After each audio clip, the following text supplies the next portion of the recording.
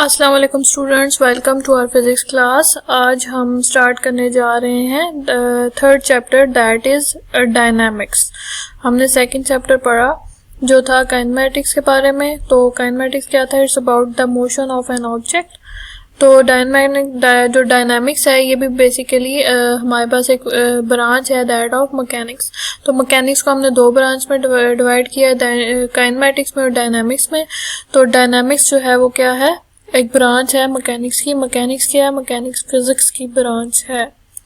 तो इसमें हम क्या स्टडी करेंगे? That deals with the study of the motion of an object and the cause of its motion. यानी हमने काइनेमेटिक्स में क्या पढ़ा? हमने उसमें पढ़ा था कि ऑब्जेक्ट्स जो हैं वो उनके मोशन कैसे होते हैं, ठीक है, उनके बारे में हमने स्टडी किया था, about the motion of an object. अब डायनामिक्स में हम स्टडी करेंगे the cause of its motion, यानी मोशन तो हो रहा है पर उसका काजेस क्या है। तो उनकी जो स्टडी है about the motion of an object and the cause of its motion is called dynamics. तो डायनामिक्स में हम इन चीज़ों को स्टडी करने वाले हैं। तो सबसे इसमें हम फाइंड करेंगे अबाउट द न्यूटन लॉस।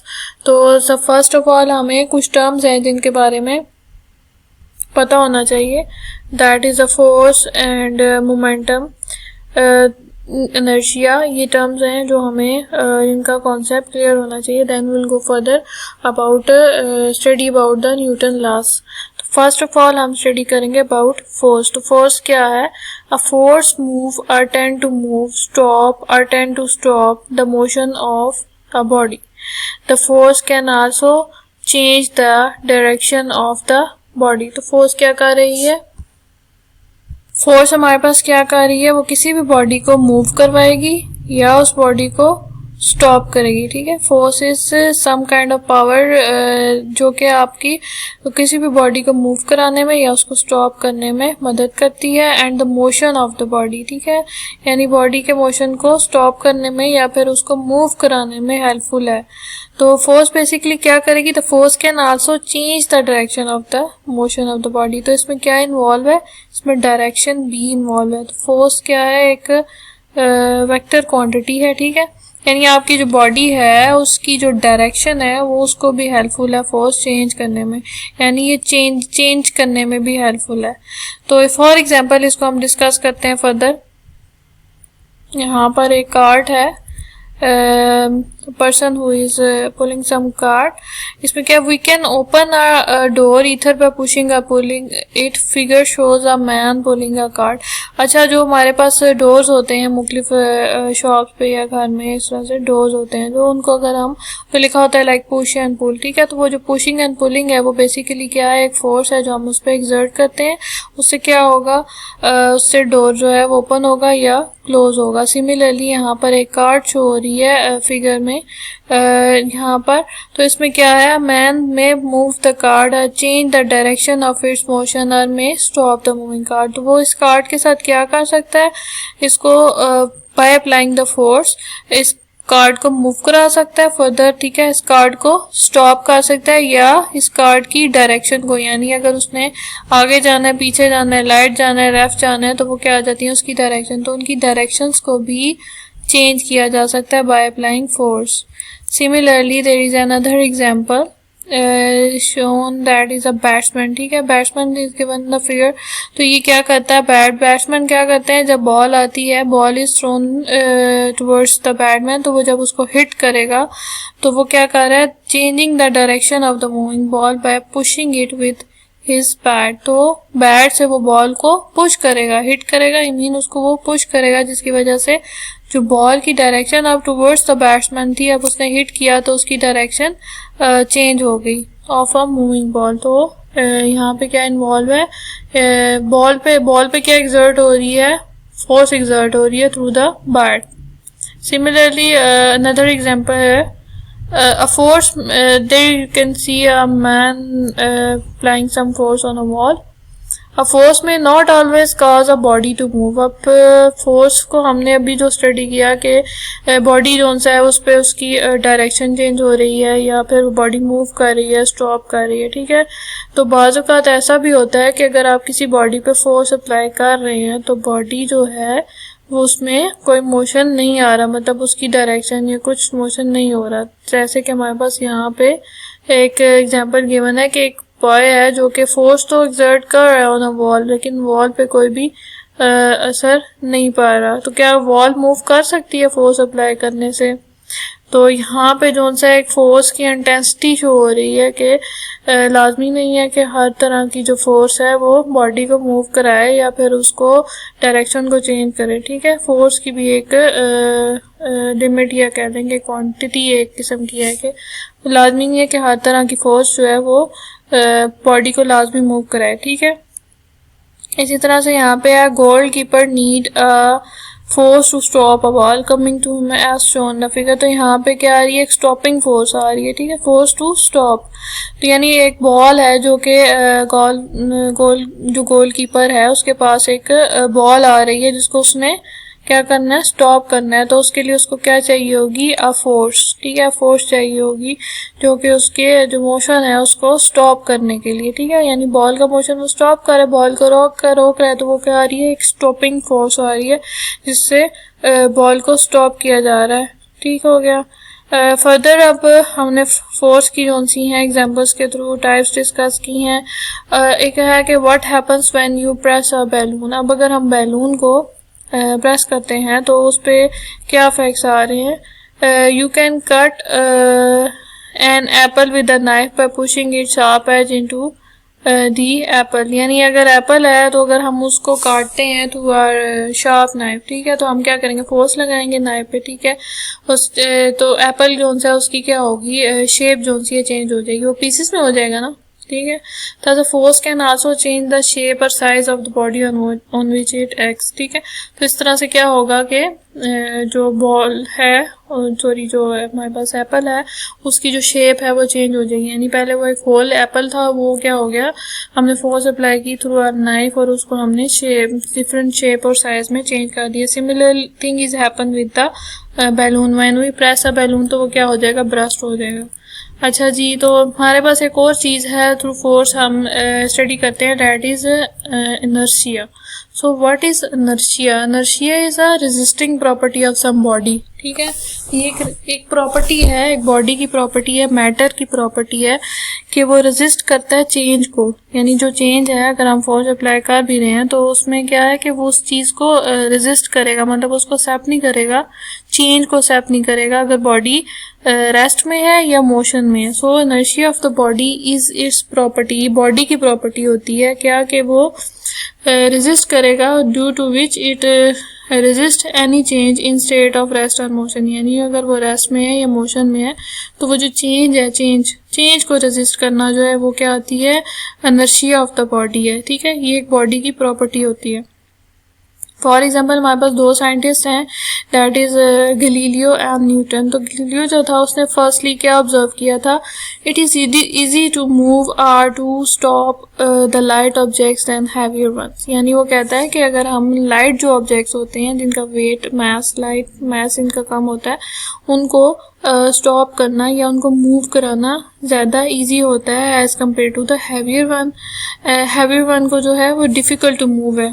ठीक है, और यानी अगर वो उनको हम मूव कराना चाहें तो उनको मूव कराना भी मुश्किल है। इसी तरह से अगर हैवी बॉडीज़ को अगर स्टॉप करना चाहें तो उनको स्टॉप करना भी ज़्यादा डिफ़िकल्ट है। ठीक है, तो ये एक तरह की उनकी रेजिस्टिंग प्रॉपर्टी है बॉडी की। इसी तरह से न्यूटन जो है, न्यूटन ने क्या कंक्लूड किया, that every body resist to change in state of rest और motion that are in a straight line. तो न्यूटन ने ये कहा कि कोई भी बॉडी अगर स्ट्रेट लाइन में मूव कर रही है, कोई भी बॉडी, तो उसको जो उनसे उसको चेंज करना जो उनसे है वो ज़्यादा उसके लिए क्या होता है, रेजिस्टिव होता है। ठीक है, यानी उसके रेजिस्टेंस पैदा हो जाता है उसके चेंज को एक्सेप्ट करने में। And he called this property of the matter is inertia. तो उसने क्या इससे कंक्लूड किया कि ये जो प्रॉपर्टी है टू रेजिस्ट द चेंज, तो ये क्या है, ये इनर्शिया है। Matter mean any kind of body, solid, liquid, gas. सही है। He related the inertia of the body with its mass. तो उसने क्या किया कि इनर्शिया को क्या कह दिया, बेसिकली देखें जब बॉडी के मास की बात हो रही है तो फिर इनर्शिया किससे लिंक्ड हो रहा है, that is through it's mass. तो ये बेसिकली क्या है, रिलेट करेगा विद द मास। ठीक है, यानी मास अगर बड़ा है बड़ा मैस है यानी ज़्यादा मैस है बॉडी का, तो जो इनर्शिया भी क्या हो जाएगा, वो भी ग्रेटर हो जाएगा। ठीक है, इनर्शिया किसके डायरेक्ट प्रोपोर्शनल हो जाएगा, टुवर्ड्स द मैस। तो मैस और इनर्शिया का क्या आ रहा है, डायरेक्ट रिलेशनशिप है। ये चीज़ किसने ड्राइव की, ये हमारे पास न्यूटन ने इसको फर्दर जो है वो फाइंड आउट किया। फॉर एग्जाम्पल यहाँ पे एक हम एक्सपेरिमेंट ले लेते हैं इस चीज़ को फर्दर डिस्क्राइब करने के लिए। एक गिलास ले लें और उसको कवर कर लें with a piece of cardboard as shown in the figure, और यहाँ पर हमने इसके ऊपर एक प्लेस कर दिया कॉइन। ठीक है, अब हमने स्पीड से फ्लिक करना है, हमने हॉरिजेंटली कार्ड को, हॉरिजेंटली वर्टिकली नहीं, हॉरिजेंटली मीन जिस डायरेक्शन में कार्ड हमारे पास पड़ा हुआ है इसको हम फ्लिक करेंगे तो क्या होगा, does the coin move with the cardboard. तो क्या ये जो कॉइन है और ये जो कार्डबोर्ड है, इन दोनों के मास में फ़र्क है।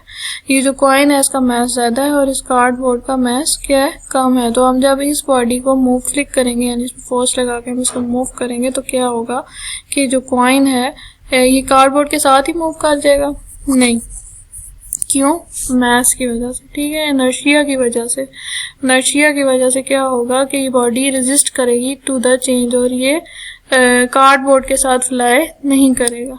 ठीक है, ये क्या करेगा, कप में फॉल कर जाएगा। इसी तरह से एक और एग्जांपल है, consider another example of inertia. Here we cut a strip of paper. एक मतलब कोई भी लाइट वेट आप पेपर ले लें और बहुत सारे कॉइन्स हैं, उनको आप कलेक्टिवली एक इस तरह से आप कलेक्टिवली उनको इकट्ठा करके रखते हैं। ठीक है, तो अब हमने क्या करना है कि पेपर के एज पे आपने कॉइन्स को रख दिया। अब आपने इस पेपर को जो सा है खींचना है, तो पुल करना है। ठीक है, तो स्पीडली, तो क्या होगा इससे, कॉइन्स जो से हैं उनका हैवी वेट है, मास ज़्यादा है उनका, और जो हमारे पास पेपर है उसका मास कम है। तो जब हम पेपर को पुल करेंगे तो ये कॉइन्स जो से हैं वो क्या डिस्टर्ब होंगे, नहीं। ठीक है, ये क्या कॉइन्स जो से हैं वो हमारे पास ऐसे ही रहेंगे। क्यों, इसकी रीज़न ये है क्योंकि इनका मास ज़्यादा है। ठीक है, तो जब उसमें फोर्स आ रही है तो उसमें जो पेपर है ठीक है, उसको हमने जब रिमूव किया तो जो हमारे पास कॉइन्स हैं वो क्या करेंगे, उनके अंदर एक रेजिस्टिव प्रॉपर्टी पैदा हो जाएगी क्योंकि उनका मास ज़्यादा है और उसमें इनर्शिया की वजह से जो हमारे पास कॉइन्स हैं वो क्या होंगे, जो स्ट्रिप है उसके साथ स्टिक नहीं रहेंगे और गिरेंगे भी नहीं। ठीक है, और ये जो है क्या है, ये इनर्शियल प्रॉपर्टी है of body of heavy mass. So our coins stacked over remain undisturbed on pulling, यानी हम अगर हम पुल करेंगे तो वो कॉइन्स जो हैं वो स्टैक्ड रहेंगे और अनडिस्टर्ब रहेंगे। ये इनकी रेजिस्टिव प्रॉपर्टी है, इनर्शियल प्रॉपर्टी है कॉइन्स की। And the paper strip quickly, यानी हम उसको पुल करेंगे तो कॉइन्स अपनी कंडीशन में सही सलामत रहेंगे। सो जी नेक्स्ट है हमारे पास another term we are gonna discuss is momentum.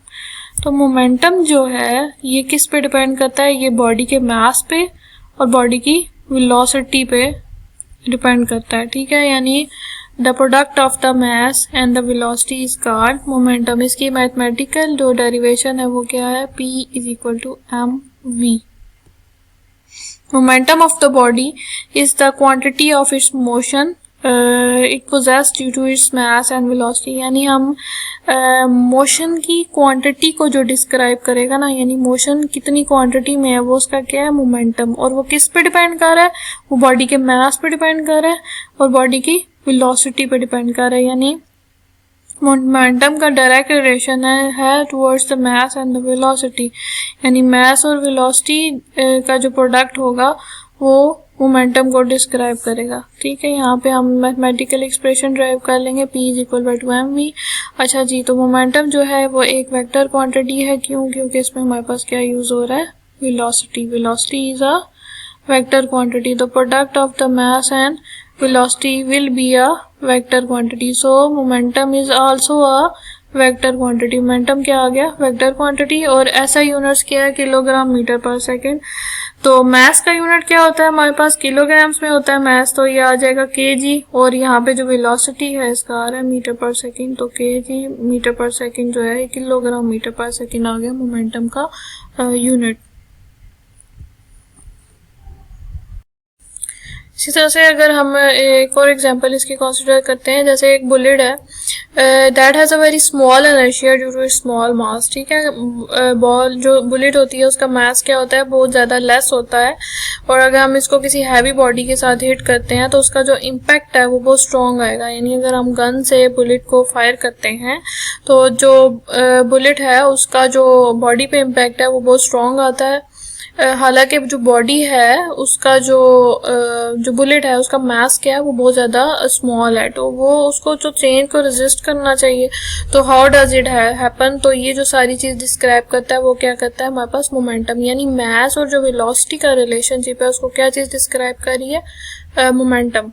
इसी तरह से अगर हमारे पास एक लोडेड ट्रक है that is a heavy body on a body coming it's way is a very large, अगर सामने से कोई और स्मॉल बॉडी आ रही है यानी स्मॉल कार आ रही है and even if the truck is moving slowly, अब ट्रक की जो स्पीड है वो स्लो है and it is a heavy body, और जो सामने से हमारे पास कार आ रही है बहुत ही हाई स्पीड में है और ये कोई भी स्मॉल बॉडी है, ठीक है, तो वो बहुत ज़्यादा मास में कम है, ठीक है, तो जो ट्रक है तो उस पे उसका इम्पैक्ट जो है वो स्ट्रॉन्ग आएगा, ठीक है।